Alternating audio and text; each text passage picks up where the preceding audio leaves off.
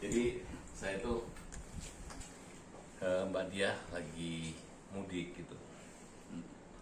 Saya termasuk orang yang berani terima tamu di hari Lebaran.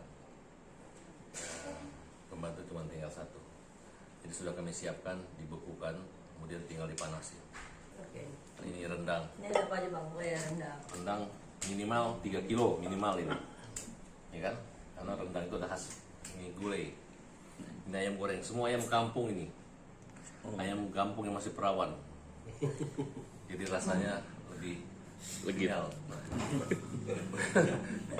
Kemudian ini udang.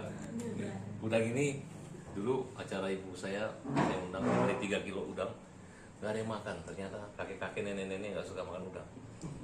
Katanya kolesterol. Makanya kalau yang mau makan saya takut jangan makan udang di kolesterol. Tapi ternyata habis juga ya. Kemudian ini capcay, ini sambal ati, ini wajib ada nih. Nah ini asam ini wajib ada. Sambal apa tuh bang? Ada siomay, ada bakso, ketupat, lengkap semua. Tapi ini kalau untuk khusus makanan yang paling abang sukain di Lebaran tuh bang? Saya, ini gulai sama ayam apa? Rendang. Ini wanginya minta ampun rendang saya nih.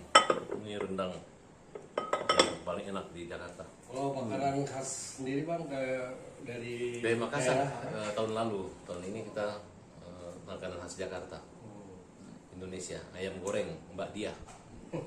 Ya gitu. Tapi kalau memang dari dulu tuh biasa dibikinin apa sama Mbak Dia atau memang ada? Oh, saya Mbak Dia itu udah hampir 25 tahun kerja sama kita.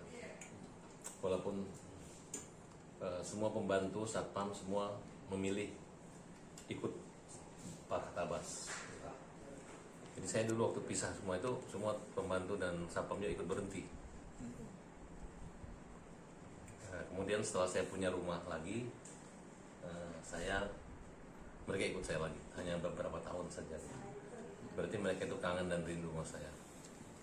Nah, kemudian buat pembantu yang mudik, kita kasih THR, transportasi.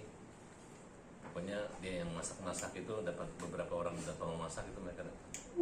Bahkan pembantu yang masak juga lembur kita bayar di luar gaji. Jadi kamu nggak usah pergi masakin orang, jualan orang, anggap aja masak dijual sama kita. Kita modalin bahan baku tapi harganya setengah daripada harga itu.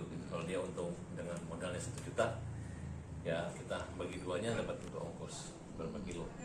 Bang, memaknai Hari Raya Idul Fitri kali ini bagaimana bang? Hari Raya Idul Fitri hari ini adalah Indonesia irit gitu.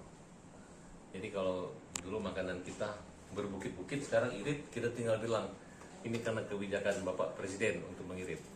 Kementerian aja bisa irit, masa kita nggak bisa irit ya? Betul nggak? Kalau manusia Indonesia bisa ngirit, makanya maka akan sehat, tidak segemuk Pak Tabas yang boros makan, ya kan? Dan tidak seperti ibu ini juga boros kalau makan, harus kurus kayak ibu ini. Jadi makan nasi 3 piring kita harus rubah. Kita harus budayakan cukup 1 piring, tidak penuh nasi makan.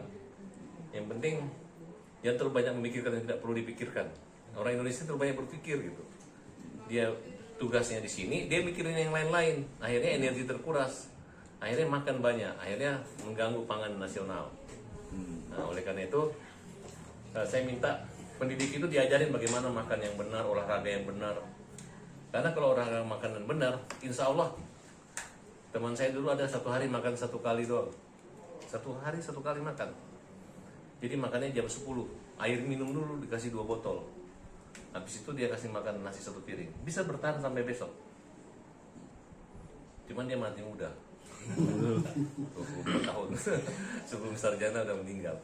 Jadi mudah-mudahan dengan makanan bergizi 10.000 tidak dikorupsi, anak Indonesia makin bagus. Nah, itu yang aku punya khutbah dari Idul Fitri ini.